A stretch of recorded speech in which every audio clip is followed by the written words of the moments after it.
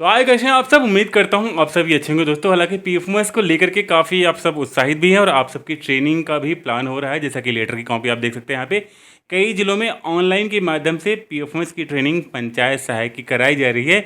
जैसा कि पंचायत सहायक पंचायत भवन में डीएससी को लेकर के, ग्राम स्वराज को लेकर के काम करने के लिए एक्टिव हो जाएं, इस परिकल्पना को लेकर के ट्रेनिंग कराई जा रही है। तो ऐसे में जब तक ट्रेनिंग वहाँ से नहीं शुरू होती है तब तक हमने भी ट्रेनिंग के पार्ट को नहीं अपलोड किया था, लेकिन अब वहाँ से ट्रेनिंग हो रही है तो फिर हमारा भी फर्ज बनता है कि हम इस ट्रेनिंग के पार्ट को वीडियो के माध्यम से अपलोड करें। लेकिन यहाँ पे एक शर्त ये होगी कि आप वीडियो को ज़्यादा से ज़्यादा लाइक करेंगे, जिससे कि वीडियो रिकमेंड हो और काफ़ी लोगों तक पहुँचे, जिससे कि मेरे वीडियो बना के मकसद और आप सबके सोल्यूशन भी उस वीडियो से निकल जाए। अगर आप लाइक कम करेंगे तो वीडियो रिकमेंड कम होगी, तो फिर ज़्यादा लोग को लाभ उसका नहीं मिल पाएगा। तो आई होप आप वीडियो को लाइक ज़रूर करेंगे। तो यहाँ पे पीएफएमएस को समझने के लिए आज मैं आपको पीएफएमएस का पूरा बैकग्राउंड बताऊंगा। उसके बाद अगली वीडियो में फिर how to use DSC and how to checker पे किस तरह से आप डीएससी को प्रयोग करेंगे वो चीज़ बताऊंगा। उसके बाद अगली वीडियो में फिर मैं आपको बताऊंगा किस तरह से आप मेकर प्रोफाइल पे काम करेंगे। मैं तीनों प्रोफाइल को आज स्पष्ट करूंगा और अगली वीडियो में सारे प्रोफाइल पे कैसे काम करना है इस पर भी सारी चीज़ स्पष्ट कर दूंगा। तो ये स्टार्ट करते हैं। सबसे पहले हम जान लेते हैं कि किस तरह से हमारा ग्राम पंचायत का ये सिस्टम काम करता है। तो सबसे पहले बात करेंगे, यहाँ पे हमारे पास एक प्रोफाइल बनी है। ये प्रोफाइल कुछ दिन पहले काम करती थी 3 पार्ट में। वो 3 पार्ट क्या थे? एक था आपका प्लान प्लस, दूसरा था एक्शन सॉफ्ट और तीसरा था आपका अकाउंटिंग ऑनलाइन, जिसे आप प्रिया सॉफ्ट के नाम से भी जानते हैं।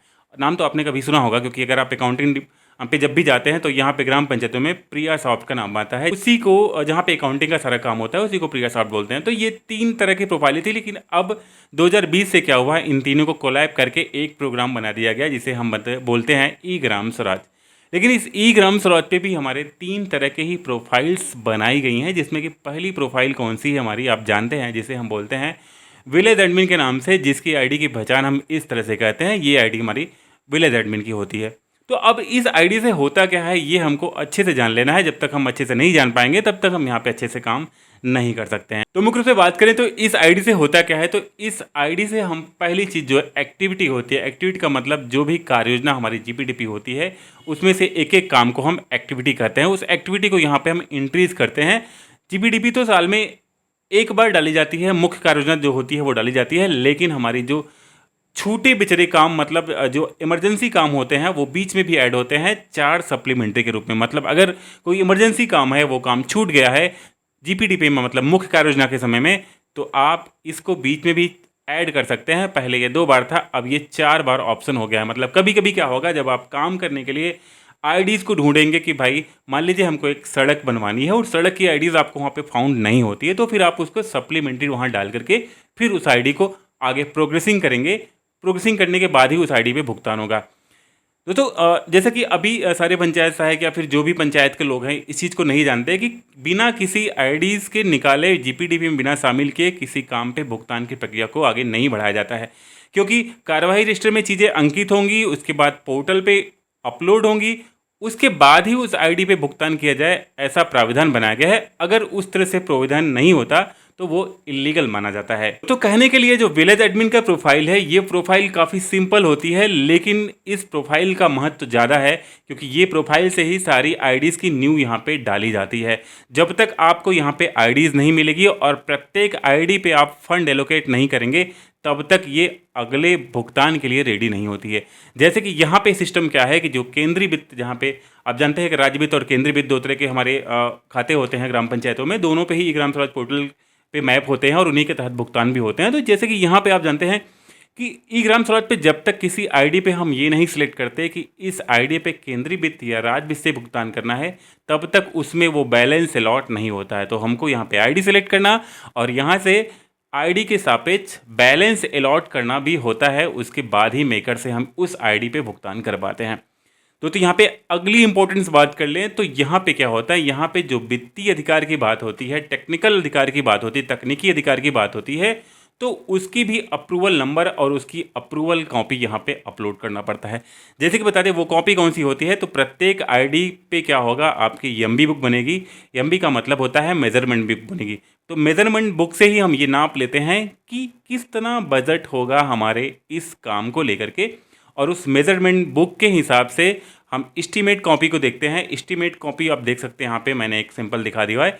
इस एस्टीमेट कॉपी से ही हम जानते हैं कि टोटल इस आईडी पे कितना बैलेंस हमको यहाँ पे मैप करना है।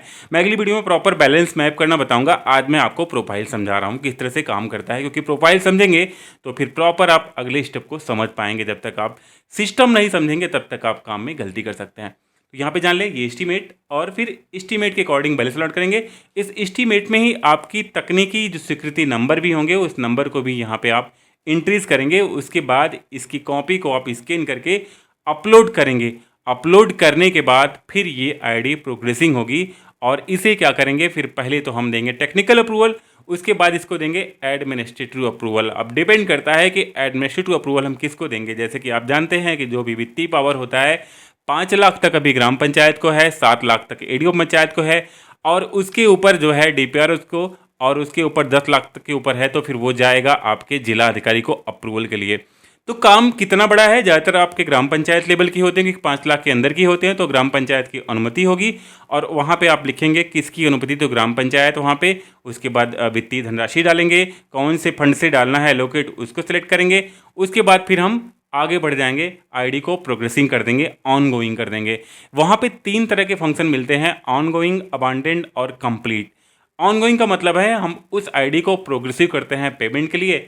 अबांडेंट का मतलब होता है कभी कभी कुछ काम बीच में विवाद के कारण रुक जाते हैं, रद्द हो जाते हैं, तो उसको हम वहाँ से अबांडेंट करते हैं। तीसरा आपका जो होता है वो कंप्लीट। कंप्लीट का मतलब जब उस आईडी पे सारे भुगतान हो जाते हैं, वो काम कंप्लीट हो जाता है, तो यहाँ पे कंप्लीट पे क्लिक करते हैं तो ये आईडी हमारी क्लोज्ड हो जाती है। दोस्तों यहाँ पे 99% लोग या 90% लोग ही कह सकते हैं लगभग आईडी को कंप्लीट नहीं करते हैं। और जैसे मेकर पे हम पेमेंट के लिए जाते हैं तो वहाँ ढेर सारी आईडी खुली रहती हैं। तो आप जान ले जो भी काम हो जाए तो उसे कंप्लीट करने का भी एक सिस्टम है, उसे भी करना चाहिए।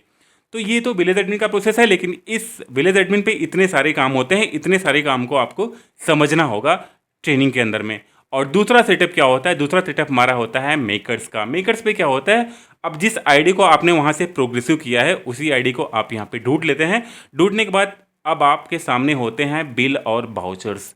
तो बिल बाउचर्स को निकालते हैं, आईडी को निकालते हैं, उसके बाद उस बिल बाउचर के सापेक्ष एफटीओ जारी करते हैं आप। एफटीओ का प्रोसेस क्या है मैं अगले वीडियो में जरूर बताऊंगा आपको। लेकिन अब यहाँ से क्या होता है, मेकर से एफटीओ जारी होता है, और फिर वो एफटीओ डिजिटल सिग्नेचर के माध्यम से फिर यहाँ से साइनअप करके भेजा जाता है पीफमस पोर्टल पे। लेकिन वो जाता है चिकर पे पहले। चिकर का मतलब जो प्रधान के लिए प्रोफाइल बनाएगी, और प्रधान के प्रोफाइल के बाद फिर क्या होता है, फिर वो जैसे प्रधान के प्रोफाइल पे केवल एक काम होता है कि वहाँ से केवल डीएससी लगा करके वेरीफाई किया जाता है पेमेंट को चेक करके। जब वहाँ से वेरीफाई कर देंगे तो वो चला जाता है पीएफएमएस पे। पीएफएमएस पे क्या है, ऑटोमेटिकली पेमेंट जाएगा, वहाँ पे वो बैंक लेवल पे भेज के एक्सेप्ट करेगा। और जैसे ही सब कुछ ठीक होगा तो वो पैसे विदिन 2 डेज 1 डे जैसा सर्वर का प्रेशर रहेगा वो खाते में क्रेडिट होगा। इन सब को करने के लिए जिस वेंडर को आपको भुगतान करना होता है, इस वेंडर को आपको मेकर के खाते पे, मतलब मेकर की प्रोफाइल से उस वेंडर को मेकर में जा करके अपनी ग्राम पंचायत की आईडी खोल करके वहाँ पे अप्रूव करना होता है। अप्रूव करने के लिए उसके account number, GST details, pan card, उसके साथ साथ उसका एड्रेस के साथ साथ उसके खाते number, IFSC code proper entry होगी। यहाँ पे कभी कभी गलत एंट्री होती है और खाते अप्रूव भी हो जाते हैं, तो वहाँ मिस्टेक होती है। तो यहाँ पे सावधानी से हम क्या करेंगे, वेंडर्स को अप्रूव करेंगे। मैं अगली वीडियो में वेंडर कैसे अप्रूव करते हैं इसकी भी प्रॉपर जानकारी आपको दूंगा, एक एक चीज़ को स्पष्ट करूँगा। आज की वीडियो में बस केवल आपको एक बैकग्राउंड बता रहा हूँ जिससे कि आप इस चीज़ को जान लीजिए। अप्रूव करने के बाद ठीक हम अगला स्टेप क्या करते हैं, उसको जैसे अप्रूव हो जाएगा तो वहाँ पे वो सक्सेसफुली अप्रूव दिखाता है। इसमें 4 घंटे, अगर कोई वेंडर पहले से किसी ग्राम पंचायत में है तो फिर जल्दी हो जाता है, और अगर पहली बार रजिस्टर्ड है तो फिर वो 1 दिन का भी समय ले लेता है। 8 घंटे, 6 घंटे, 9 घंटे का भी समय कभी कभी लेता है, डिपेंड टू सर्वर, कभी 1 दिन का भी समय लेता है। तो जैसे अप्रूव होगा, अप्रूव होने के बाद ही आप उसको भुगतान लगा पाएंगे। तो ये प्रोसेस होता है पेमेंट का, भुगतान का। एक स्टेप आपका विलेज एडमिन, दूसरा मेकर, तीसरा चेकर। चेकर के बाद पीएफएस पे जाता है, वहाँ पे पेंडिंग होता है, पेंडिंग होने के बाद फिर आपके बैंक लेवल में आता है।